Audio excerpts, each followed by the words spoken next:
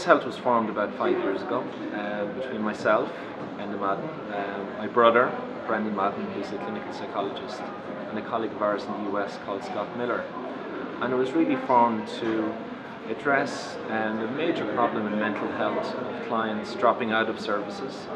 In fact, 50% of clients drop out of mental health services. And the other serious issue is patients being over-treated in mental health services with inappropriate services and treatments. So we developed a software platform to allow patients to give feedback during treatment, under progress in treatment, and also under satisfaction in treatment, or alliance with their clinician or therapist. This is based on a number of years' research conducted by Scott and promoted in Ireland by my brother. And we got together and decided that we'd launch this software company in the US and Europe to really try and promote the usage of these types of outcome measures and to try and scale the business and address this increasing problem.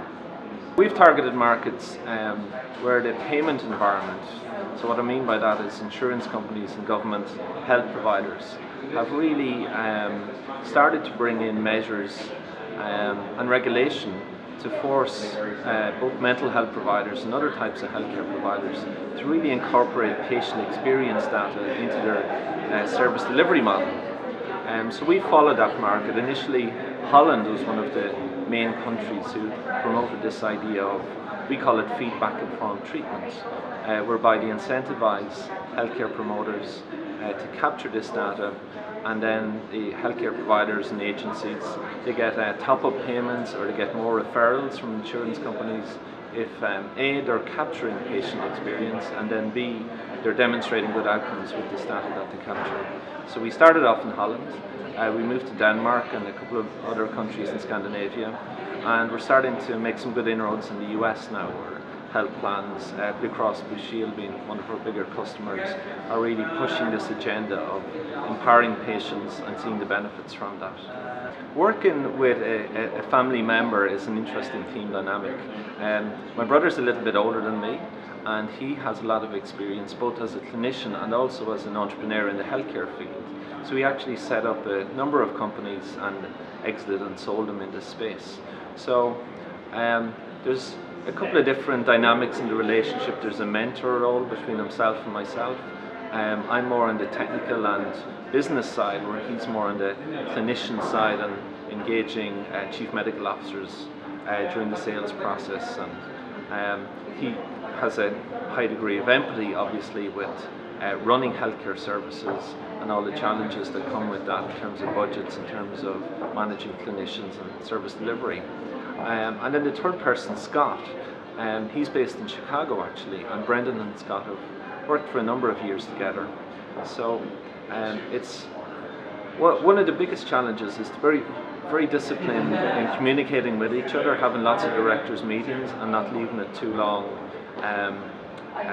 to actually manage the business, as opposed to just the day-to-day processes of dealing with customers, updating the software and so on. It's very important that we have the discipline and the structure in place to be able to step back and also run the business as a business as well.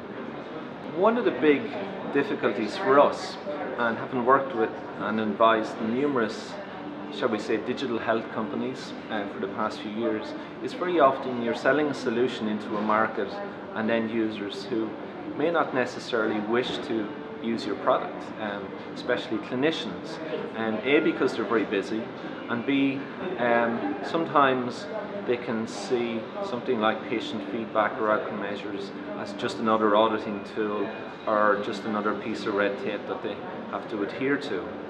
So one of our big challenges is to position the company so that we're not disrupting their workflow, we're not trying to make them adapt another medical or clinical model because they're experts in their own particular area, and really demonstrating that we have a high degree of empathy both for their clients, the people that they serve, and also for themselves and their own challenges in their day-to-day work and what they want to achieve. So to that end, we have developed this framework called feedback-informed treatment, and we really work with clinicians and their supervisors and their managers to teach them how to use feedback from your patients or clients or service users to identify areas where you can have much more targeted training and continuous medical education and incorporate that into becoming a better clinician, basically. So it becomes much more than just a bureaucratic process that they have to do. So since we've developed that framework and got better at that messaging, we've got a lot more traction in our product uptake. The future is to continue to grow our core product.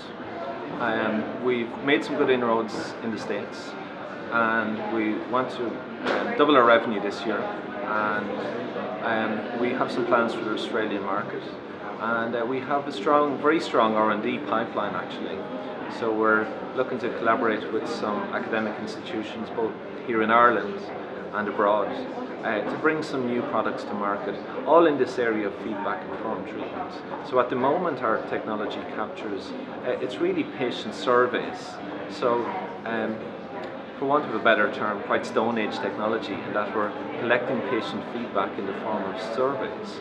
But there's a lot of potential for collecting feedback in other forms as well. So my background's in speech analytics and computation linguistics, so there's a huge amount there. It's just that the market at the moment and what's regulated is really around surveys and those types of instruments. So that's where we see the company going in the next 2 to 3 years.